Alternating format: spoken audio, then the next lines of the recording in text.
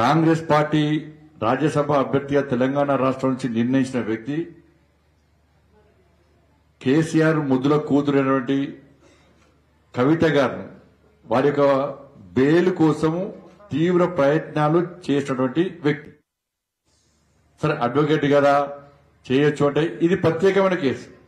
Congress party మొదటి నుంచి కూడా విమర్శిస్తున్నారు భారతీయ జనతా పార్టీని. కాబట్టి కవిత గారి బెయిల్ కోసం విశ్వ ప్రయత్నం చేసి ఆర్గ్యుమెంట్ చేసినటువంటి కింది కోర్టులో వాదనలు వినిపించిన వ్యక్తికి ఇలా కాంగ్రెస్ పార్టీ కవిత గారికి తరఫున వాదనలు వినిపించినందుకే ఈరోజు రాజ్యసభ అభ్యర్థిగా కేసీఆర్ గారి యొక్క ఆదేశాల మేరకు, కేసీఆర్ యొక్క సూచనల మేరకు ఈరోజు వారిని ప్రకటించడం జరిగింది. ఇది వాస్తవం.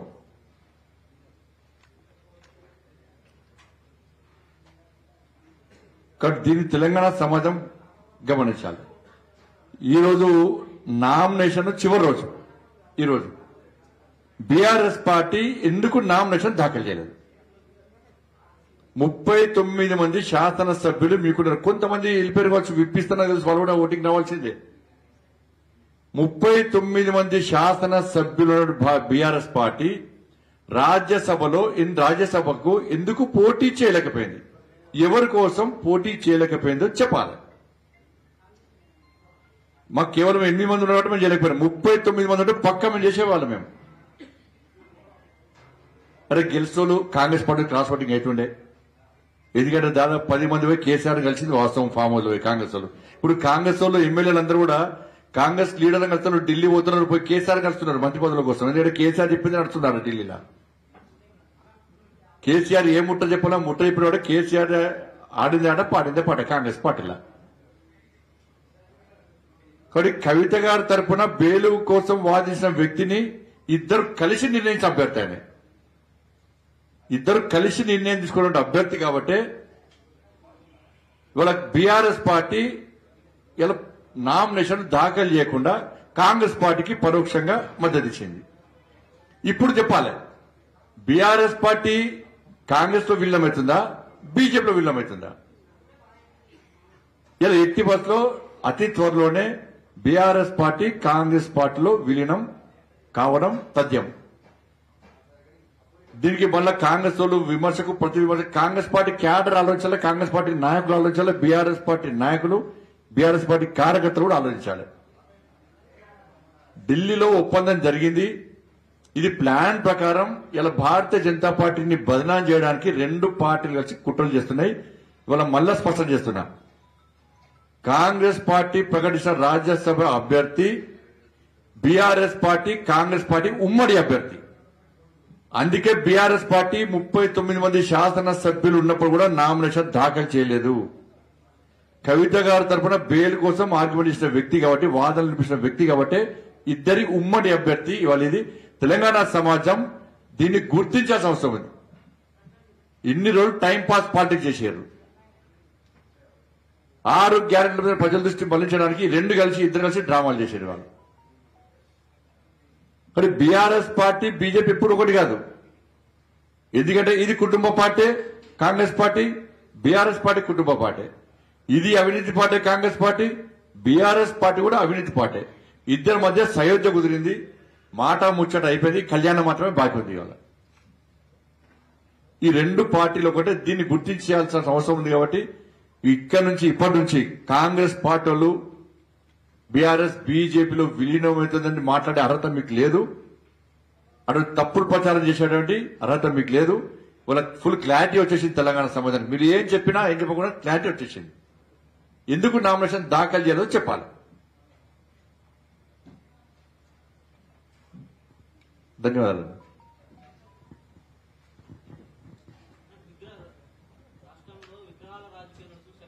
నేను మళ్ళీ చెప్తున్నా, అంటే విగ్రహాల దందా బంద్ చేయాలి. ఎవరు పెడుతుంది, ఎవరు వీక్తుంది చెప్పాలి. ఇప్పుడు తెలంగాణ రైతాంగం వాళ్ళు బాధపడుతున్నారు, కష్టాల్లో ఉన్నారు. రుణమాఫీ చేస్తానని చేయలేకపోవడం వలన, 70% మందికి రుణమాఫీ జరగకపోవడం వలన, మహిళలకు ఇస్తాన 2,500 రూపాయలు ఇవ్వకపోవడం వలన, వాళ్ళ స్కూటీలు తులం బంగారం ఇవ్వకపోవడం వలన, రైతు భరోసా ఇవ్వకపోవడం వలన, రైతు కూలీలకు 12,000 రూపాయలు ఇవ్వకపోవడం వలన, యువకులకు నోటిఫికేషన్ ఇవ్వకపోవడం వలన, ఉద్యోగాలు ఇవ్వకపోవడం వలన, 4,000 రూపాయల ఆసరా పెన్షన్ ఇవ్వకపోవడం వలన ఇది ప్రజలు దీనికోసం ఎదురుస్తున్నారు. వీళ్ళ విగ్రహాల రాజకీయాలు అంతా అండర్స్టాండింగ్ లోపాయక ఒప్పందం. ఎందుకంటే 6 గ్యారెంటీలు ప్రజల దృష్టి మళ్లించడానికి. ఇలా విగ్రహాల చర్చ అవసరమా? అరే మీరు అసలు కూల కొట్టుర్రి, వీళ్ళు పెడతా అన్నారు, వాళ్ళ అధికారం ఉంది పెడతారు, వద్దనే పెడతారు. వీళ్ళు పెడతారు, వాళ్ళు కూల కొడతారు. దానికి చర్చ ఎందుకు అనేది? చర్చ అవసరం లేదు, వచ్చా కూల కొట్టు వద్దను. ఇప్పుడు మాకున్నది వాజ్పేయి గారి విగ్రహం పెట్టాలో మాకు కూడా ఉంది, కానీ ఇప్పుడు చర్చ పెడతలే మేము. చాలా 3 విగ్రహాల మీద ప్రజాభిప్రాయం తీసుకోండి. మీరు వాజ్పేయి గారి విగ్రహం పెట్టుడా, రాజీవ్ గాంధీ విగ్రహం పెట్టుడా, ఇంకేమన్నా ఏదో ఒకటి. కానీ మేము అంటున్నామా? అది మేము చర్చ జరుపుతున్నామా? కేసీఆర్ బతకమని కదా పాపం, నేను బతకాల పాపం, 2 రోజులు బతకాల మేము కోరుకుంటున్నాం. వ్యక్తి తెలంగాణ మనోడు మర్చిపోయానండి. కాబట్టి నేను చర్చ తీసుకొస్తలేను, విగ్రహాల చర్చ. నేను వాజ్పేయి గారిది పెట్టాలన్నా లేకుంటే ఇంకోటి పెట్టాలని చర్చ తీసుకొస్తాను. ఆ చర్చ వద్దు అంటున్నా నేను. 6 గ్యారెంటీల మీద చర్చ జరగాలని నేను అంటున్నా. కాబట్టి దీన్ని డైవర్ట్ చేసే ప్రయత్నం చేయదు. టీవీలలో కూడా డిబేట్ కూడా దాని మీద జరగాలి.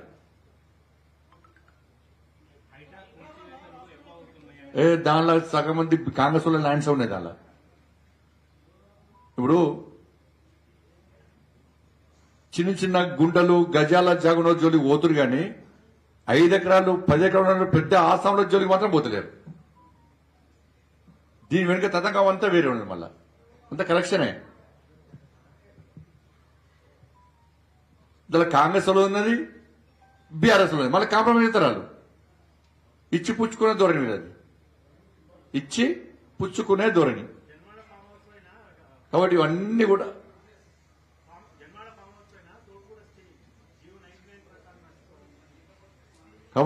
కూడా కావాలనే కలెక్షన్లు. ఇప్పుడు మహారాష్ట్రకి ఎన్నికలకు పైసలు కావాలి కాంగ్రెస్ వాళ్ళకు, హర్యానా ఎలక్షన్లకు పైసలు కావాలి, ఇక్కడి నుంచి పంపాలి కంపల్సరీ. కర్ణాటకలోకి 2 రాష్ట్రాలు ఇచ్చిరాట పైసలు పంపని, తెలంగాణకు 2 రాష్ట్రాలు ఇచ్చిరాట. కానీ కంపల్సరీ పైసలు పంపాల్సి వస్తుంది. కానీ ఈ భూములు అమ్ముకోవాలి, కేసీఆర్ భూమి అమ్ముకోవాలి, వీళ్ళట్ల భూములు అమ్ముకోవాలి.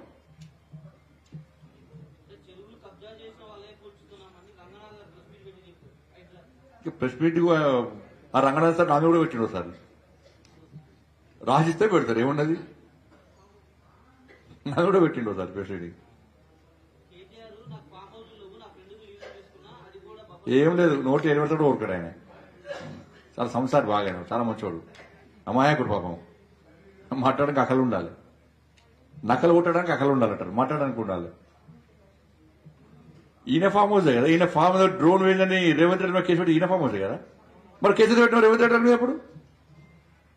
ఇప్పుడు నీ ఫామ్ హౌస్ మీద డ్రోన్ ఎగ్రేషన్ అని చెప్పి రేవంత్ రెడ్డి గారి మీద కేసు పెట్టినావు. మరి ఎవరి ఫామ్ హౌస్? అప్పుడు నీ ఫామ్ హౌస్ అని కేసు పెట్టినావు కదా, ఎందుకు పెట్టినావు? మరి ఇప్పుడు లీజ్ అప్పుడు నీ ఓను. టీఆర్ఎస్ లకి అదే పాలసీ వాళ్ళది, బీఆర్ఎస్ లది. వాళ్ళు చేస్తే సంసారం, ఇంకో చేస్తే వ్యభిచారం. తిట్టాలని రాసింది ఏమన్నా? మొన్న ఓపాటు మొన్న విమర్శించినాం. ఇప్పుడు విమర్శించేది ఏది? కాంగ్రెస్ పార్టీ విమర్శిస్తే ఎవరు విమర్శించాడు? హైడ్రా విషయంలో మాట్లాడారు, ఎవరు మాట్లాడినా? బీఆర్ఎస్ బీజేపీ ఒకటే అన్నారు, ఎవరు మాట్లాడారు? కేసీఆర్ గారు ఏమవుతాడు? గవర్నర్ అవుతాడు. లేకపోతే ఇంకో మాట్లాడేది ఎవరు? నేనే కదా. వాళ్ళ కళ్ళు చూపుతారు, నేనే. ఆయన బీఆర్ఎస్ వాళ్ళు చెప్తే నేను మాట్లాడాలి, నా లీడర్ నా బీఆర్ఎస్ వాళ్ళు. మా అమిత్ షా గారు, మా నడ్డా గారు, మా వాళ్ళు చెప్తే, మా కిషోర్ గారు చెప్తే మేము మాట్లాడుతున్నాం. వాళ్ళు చెప్తే వాళ్ళు నాకు అడ్వైజ్ చేయడానికి తిట్టుకుంటే తిట్టుకోరు. వాళ్ళు తిట్లు అన్నది నాకు విమర్శ అంటారు. ఆయన వాళ్ళేమో తిట్లు అంటారు.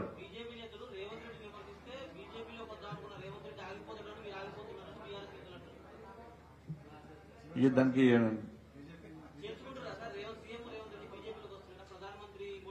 నరేంద్ర మోడీ గారి నమ్మి, భారతీయ జనతా పార్టీ సిద్ధాంతాలు నమ్మి ఎవరు వచ్చినా కూడా మంచి వ్యక్తులు అందరూ చేసుకుంటాం మేము. ఎవరు వచ్చినా కూడా అదే బీఆర్ఎస్ లో మంచి వాళ్ళు వస్తే ఎందుకు చేసుకోం? మా సిద్ధాంతాలను మేము వస్తే ఎందుకు చేసుకోం? మీరే అంటే మంచోళ్ళు లేరంటే కూడా ఎవరు రారు మా దగ్గరికి. మంచోళ్ళు అయితే మనకు వస్తారు. ఎవరు వచ్చినా చేసుకుంటారు, మంచోళ్ళు వస్తే చేసుకుంటామన్నా. మంచోళ్ళు వస్తే గ్యారంటీ చేసుకుంటాం. మంచోళ్ళు ఎవరు చెడ్డోళ్ళు మీకు తెలుసు కదా. అట్లా ఎవరుంటే మీరే పంపురు మంచివాళ్ళని, చెడ్డవాళ్ళని కాంగ్రెస్ పార్టీ పంపురు. అది మా కిషన్ గారు చెప్తారండి అన్న. ధన్యవాదాలు అన్న. మన ఎట్లా పోతుంది ఇది. దానికి ఇన్ఛార్జిగా ఇక్కడ రామచంద్రరావు గారు ఇక్కడ వివరిస్తున్నారు. మరి కార్యకర్తలందరూ ఒక జోష్ ఉంది.